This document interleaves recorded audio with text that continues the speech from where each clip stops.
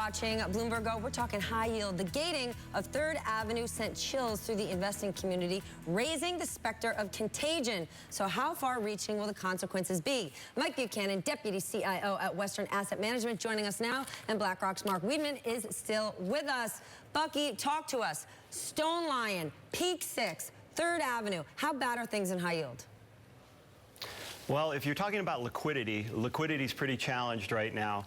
And I would say that it's not really sneaking up on anyone. Most investors in high yield have been aware that conditions with respect to liquidity are pretty strained right now. But the flip side is that fundamentals actually aren't that bad. Yes, you have a sector to energy and kind of commodity related that's under some stress. But away from that, the fundamental environment is reasonably healthy. Are you feeling any pressure, or what's your view on HYG high-yield ETFs? Because we've seen other traditional high-yield money managers, Howard Marks from Oaktree, Tom Wagner from Knighthead, criticizing ETFs, saying ETFs has promised liquidity in a market where there simply isn't much. Well, I think to date, ETFs have actually proven to be quite liquid. It's a $15 billion product when you talk about HYG. It's very actively traded. I think within small doses, it actually can help improve the overall liquidity profile of the market.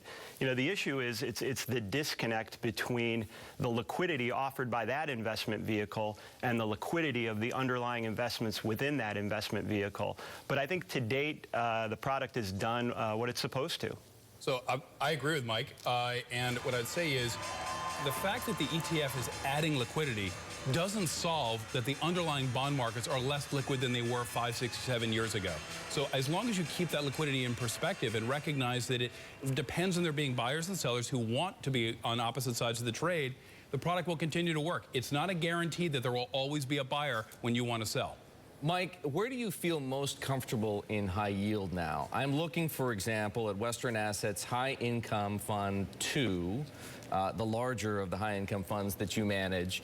And I think my data only go back to the end of September. And I see here that you've got about 25% of the assets at that date in CCC rated bonds or lower, which is to say without a rating. Has that changed at all? And the reason I ask, of course, is because what sunk the focused credit fund at Third Avenue was a very heavy concentration in CCCs and non-rateds. Yeah, I would say that, for one, we're always measuring, actively monitoring our liquidity profile of our portfolios. And